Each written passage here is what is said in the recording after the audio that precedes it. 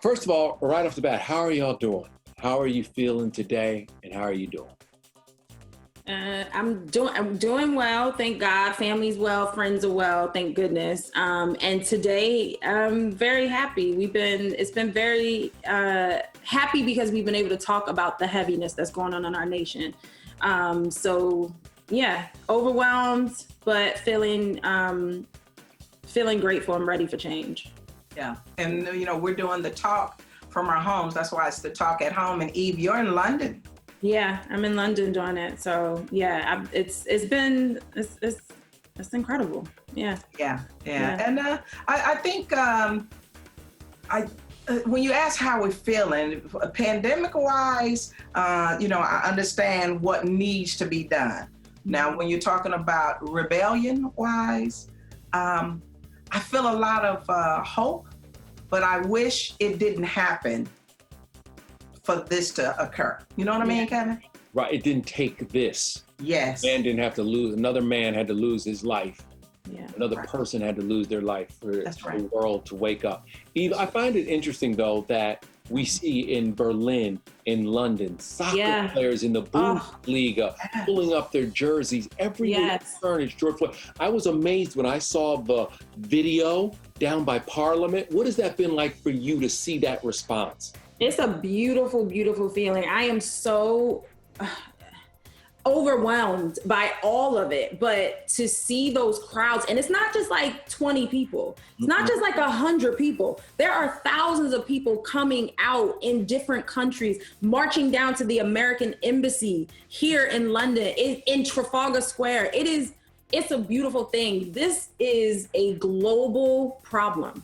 We are, again, in this together. We were saying that, like you said, Sheryl, about the pandemic. We are, again, in this together. That's right. Yeah. Right. That's right. And Sheryl, you guys go and you address everything on the talk. How is that conversation? Because you're amongst friends, but there are a lot of people listening to your friendly conversation. We have interesting conversations where we're among our peers, and I know how comfortable you all feel together. Yes. So how do you handle that conversation knowing it's being broadcast? I think it's a great conversation. It's a very comfortable conversation because we are so close. We are friends. We are truly friends in real life. So we talk as if we're friends. We talk as if we're around that kitchen table, that we're all together, even though we're in separate homes. That's how we're talking to each other. And what I love about this is the dialogue is helping. Look at what's going on where you have police marching with peaceful protesters, where you have a chain of white women circling people to protect people, when you have Black men protecting police officers, so there is a change coming. Even in the entertainment industry, when you see Jamie Foxx and Michael Jordan, Michael B. Jordan, but you also are seeing John Stamos and Richard Marx, and you're seeing Jane Fonda and Billie Eilish and Pink. You're seeing all these people understand that we have got to battle racism. This is a conversation that has to be had for our country to move on to its greatness. Last year, Hollywood led the way with the conversation on sexism, and now, will Hollywood lead the way with this conversation about racism, and is the world ready for change? And what kind of platform should celebrities like y'all be on or use to help change? I think we're so lucky that we are already on such an amazing platform to be on the talk, to have the eyes that are on us, to be on this network that eyes are on the network.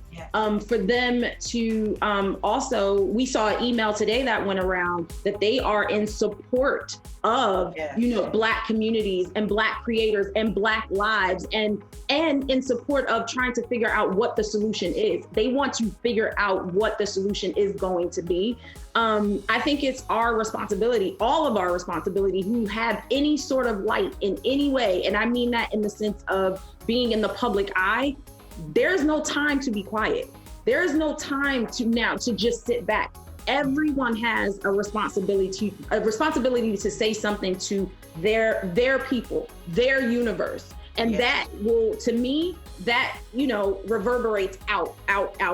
So we can't be quiet. We just can't. To piggyback on what you're saying, Eve, when it comes from the top, when it comes from George Cheeks at the top, when you hear Marva Smalls at the top, when you're talking about Global, Viacom, CBS, Bob Backish, you know, it doesn't get any bigger than that when we feel here on the top and everybody throughout the network feels empowered to use this platform. We're not just trying to entertain, we're trying to empower and educate. We don't want you to be allies, we want you to be our brothers and sisters in the struggle, so much so that even you see the music industry getting in this.